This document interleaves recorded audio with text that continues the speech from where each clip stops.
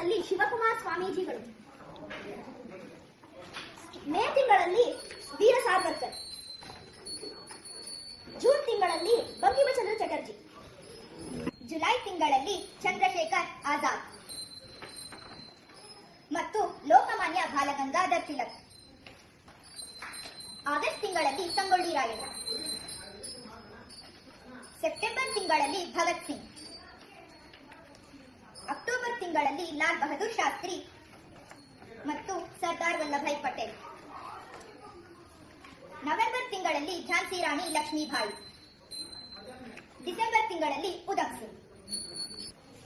ಈ 16 ಫೋಟೋಗಳು ಒಂದೇ